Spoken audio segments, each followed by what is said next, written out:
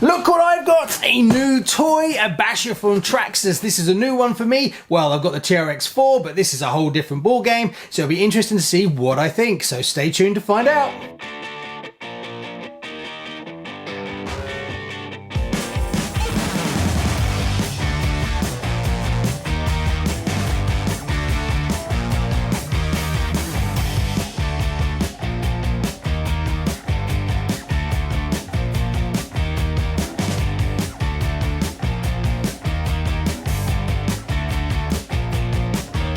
Welcome to RCKicks. On today's show, we're going to be playing with a Traxxas Hoss. I had great fun with the Vorteks from Arrma, so I thought this would be a good comparison, that we'll put this up against the Vorteks and do a few other videos. So getting this one in, now the reason I got this in as well is that L&LModels has started to do Traxxas. So if you don't know L&LModels, they do all kinds of RC, but they seem to specialize mainly in rally bodies and things like that. But since they're now doing Traxxas, a massive thanks for them for sponsoring the show.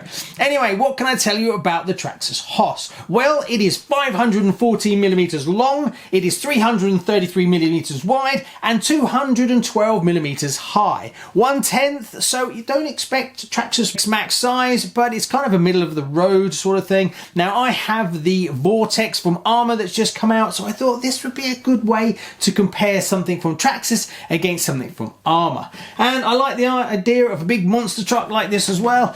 I do like my bashers as well as I like my kits, as well as I like my ready to runs. It's all open to interpretation of what you like. There's no right or wrong. Hey, sometimes a ready to run's great because you don't have to worry about the bodies and you just get it out, drive it and have raw RC fun. Whereas if you like your kits and you want to spend a while painting them up just like I do, that's great too. Hey, we have it all on RCKicks, so that's why you should hit the like and subscribe button, because you'll see all aspects of RC on this channel. Right, let's crack it open, take a look and see what you get for all your hard-earned money. So we'll go in this side and we're looking at a transmitter first. Pretty standard if you have a Traxxas before. They are kind of all the same really, with slightly different versions and different extra buttons, but we'll have a look at this. I actually have one for my TRX4, so we'll have a look at that as well. Then we take off this, and what have we got in here? Instruction manuals and stuff like that, and a truck. And that's pretty much it. Well, that's ready to run for you.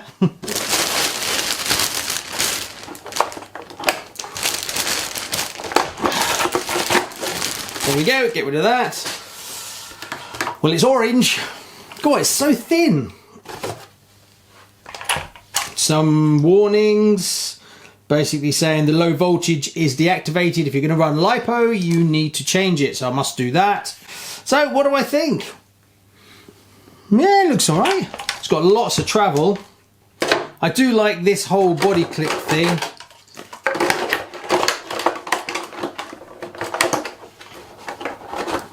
Oh, I see. The actual body fits into these runs. And then how do you get that bit back on? Okay, like that. Oh, I quite like that. Not a big fan of body pins. They are a bit of a faff, especially on the big bashers. The Vortex pins, oh, I don't like those. So this, yeah, pretty good. It's got a whole exoskeleton inside, which is nice. This feels a little bit flimsy though. But I like all this extra structure that you get inside. I'm guessing you'll have to reinforce it a little bit. Shouldn't be too difficult. Now, being that they've put it into these little runners, that kind of helps stop the body bending too much. But it's quite lightweight. Yes, it's got runners across the top as well and along the back. Nothing over the front, so I guess the front is probably going to take most of the bashing.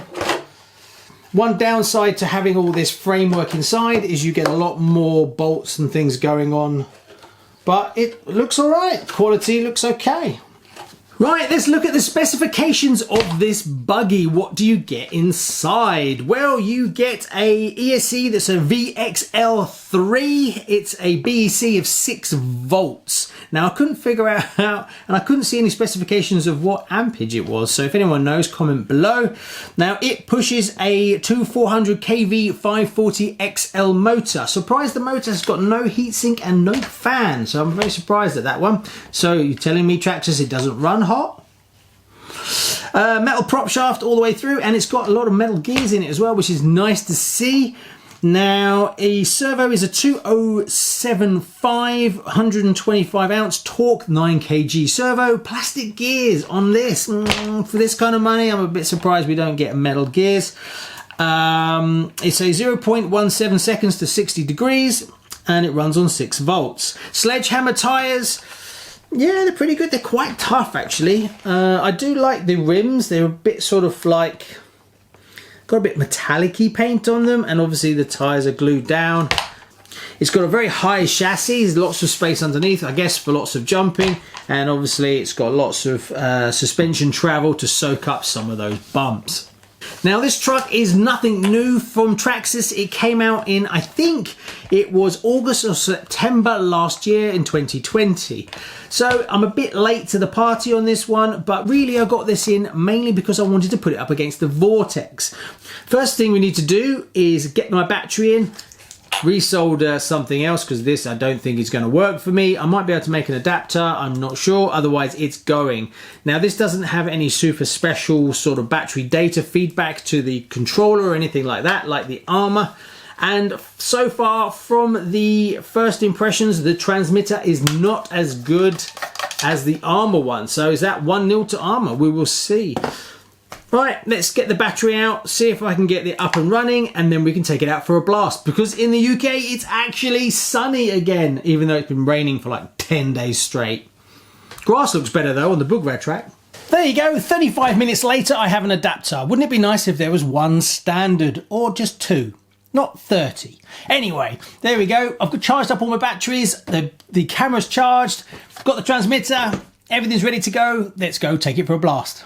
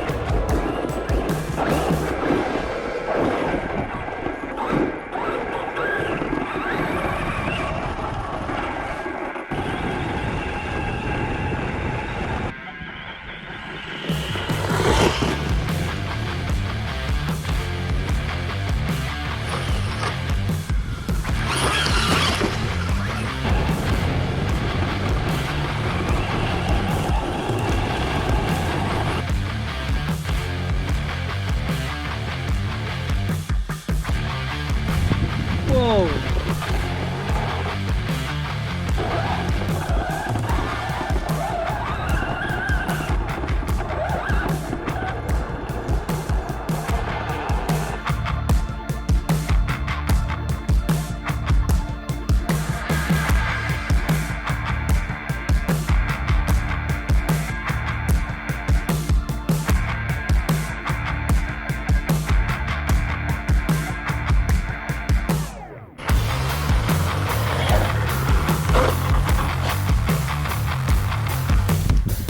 Not bad, I suppose.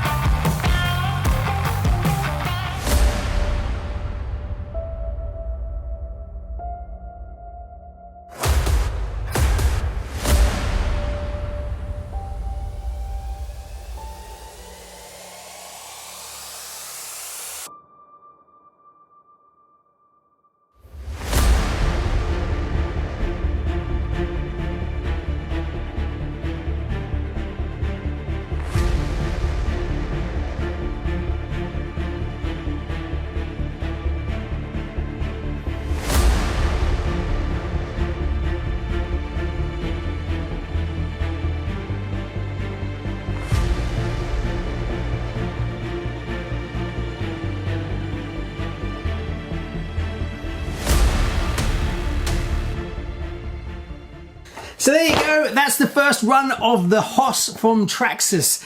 Yeah, bonkers, absolutely bonkers. Now I can't make any sweeping statements because I've only put one battery through it, so it's too early to say, yes, I definitively think X. But after one run, I can kind of say very different to things like the Arrma Vorteks and my Hobeo Hyper VS that I've got. It drives very different, very monster truck-like, and I guess because of its high ground clearance, it pitches and it rolls and it wheelies and it endos and you can flip it and all kinds of crazy stuff like that, so it does drive very differently. So I think it's going to be suited more towards someone who it likes that kind of crazy sort of flipping, crashing, sliding along and that kind of stuff, more than someone who wants to drive a RC car with a bit more precision. When you go to turn and things like that, it doesn't turn in anywhere near like the other cars. But it's early days and I need to mess around with it. I have put extra collars on the shocks to try and make it a bit stiffer. I will try it without them in its stock form, but they just felt so soft. It might be that that's part of it, but I don't know. It's lovely and fast, super punchy. From that point of view, I need to look through the manual about how to get the self-right to work, because I couldn't get that to work, so I'm not sure what I'm doing wrong, but that's just me and not bothering to read the manual.